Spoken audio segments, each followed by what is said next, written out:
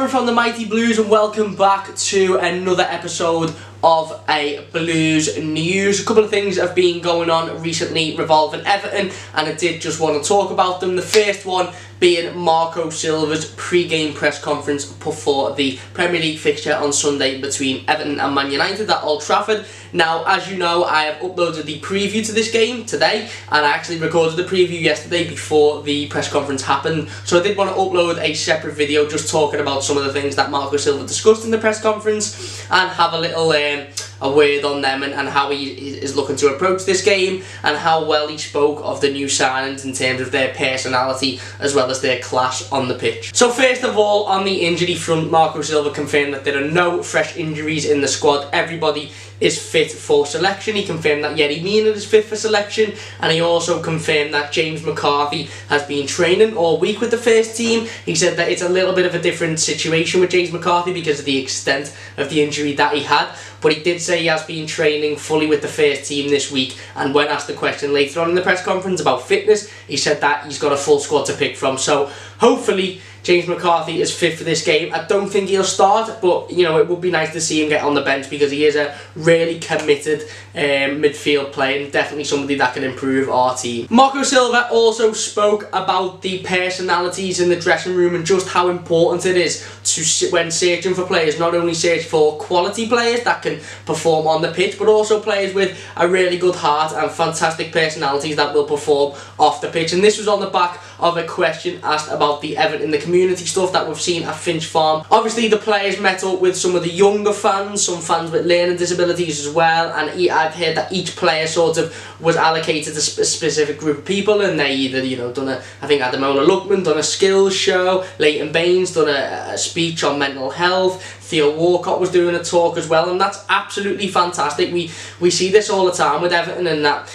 Everton will bring fans into Finch Farm, and all of the first team and the under-23s as well, they'll all get involved in meeting them and signing stuff and being a part of that. And nobody does community work better than Everton Football Club, and we really should be proud of the work that Everton in the community do, and the fact that Everton is so tight there with the first team. Marco Silva understands it. He understands that it's like a family. Jordan Pickford's been in the press as well, you know, saying that it's like a massive family, and the work that we do with the kids and the, you know, any other people that come through Everton in the community is absolutely fantastic. Going off the back of that Everton in the community work at Finch Farm as well, Marco Silva also discussed the Everton tour bus that happened yesterday. Basically, Everton invited 200 fans, I think it was, on a tour bus of the city to have a look at famous sort of Everton related landmarks, if you like. This tour bus was then populated by the likes of Kurt Zouma, Lucas Dean, Bernard, Andre Gomez.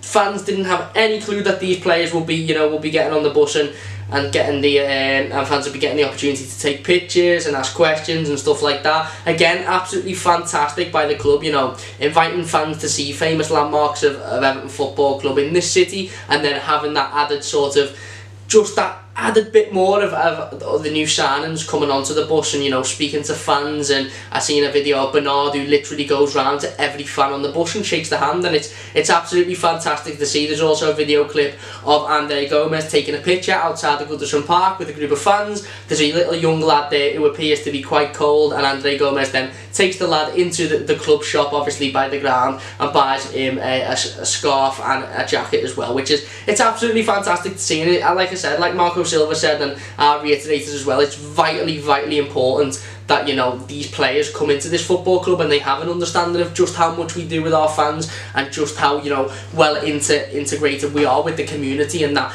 if you're coming in to be an Everton player, you have to be able to do the community work as well, and, you know, you have to be committed and you have to be seen to want to work with people. And I think the likes of Andre Gomez, we've seen video of him hugging a fan, he looks like he's made up, he looks like he's enjoying it. It's absolutely fantastic to see, and I do agree with Marco Silva. It is important that when you're looking for a footballer, you're not just looking for a quality player that can put the ball in the back of the net or that can, you know, defend goals or stop goals from going in if you're a goalkeeper. You're looking for personalities there that fans, you know, can really really aspire to, and that are good role models and that will help out and, you know, will be involved in the things that Everton in the community are doing. So that is absolutely fantastic. Marco Silva was also asked a question about Bramley-Moore docks, which we'll go on to speak about in just a minute. He was asked whether his ambitions are to be the Everton manager for when we move into the stadium.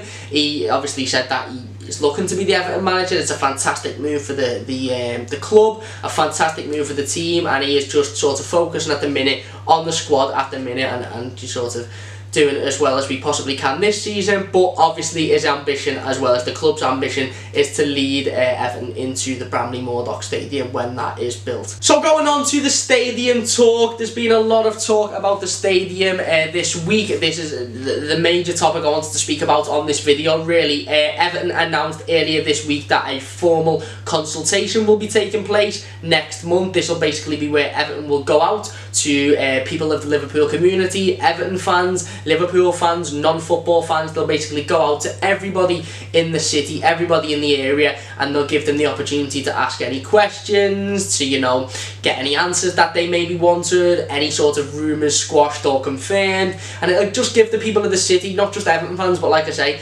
everybody else, the opportunity to sort of understand the stadium, how the stadium's going to be built, understand how, you know, positive this is going to be for Liverpool as a city in terms of bringing money in, creating thousands of jobs as well, and, you know, homes, businesses, things like that. And it'll give people the, you know, the opportunity, like I said, to really understand this move and understand that we're not just doing this, you know, as a, you know, F the city, we're just going to build a massive stadium. We are actually regenerating the city, and it's going to bring a lot of business to the city, and it's absolutely fantastic that Everton are doing that formally through a consultation, not just with Evertonians, but with, like I say, everyone in the city. So it brings me on to my next point, really. It's been rumoured this week, now nothing has been confirmed, but it has been quite heavily rumoured that Everton will now look to privately fund the move to Bramley-Moore Dock. Obviously, it was a massive step earlier this week in the project to announce that we're going to start the formal consultation next month. After that's been done and we've sort of got the feedback from everybody in the city, we'll then be able to go on architectures and building the stadium and doing the bits and bobs of work around it that needs before we actually get to the construction element of it.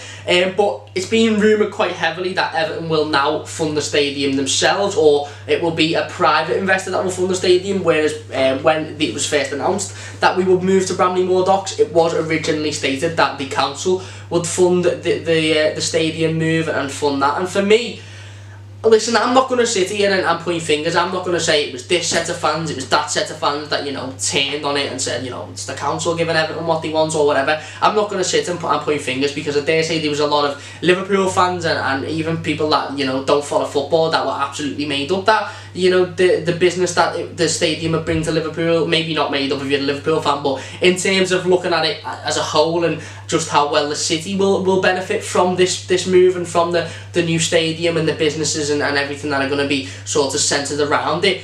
I'm not going to start pointing the finger and say it was him here or whoever, but for me it will be a massive loss if this isn't funded by the council, purely because Liverpool as a city will lose out on £4 million a year in, you know, council taxes and things like that if this stadium is privately funded. Now, as an Everton fan, the stadium's going to get built either way, whether it's privately funded, whether it's funded by the council. There's been a lot of sort of rumours about if it's privately funded, is it Usmanov, is it somebody else that's going to come in? Nobody really knows, but like I said, the city will lose out on £4 million a year if it's not funded by the city council, and for me that it's just a little bit disappointing. Whereas if it's funded by the council, yeah, the same amount of jobs are sort of, you know, created. You've got council properties as well, which means council tax, and you're earning that money. Like I said, the stadium's going to get built either way and the jobs are going to get made either way, but it's just a little bit of a negative sort of impact on the city that the city wouldn't be reaping them benefits as much if it was funded privately. Now, like I say, absolutely massive news in regards to the stadium this week. It's an update that we really needed as Evertonians. You know, it was announced that we were going to, you know, look to move, and that Bramley-Moore was going to be the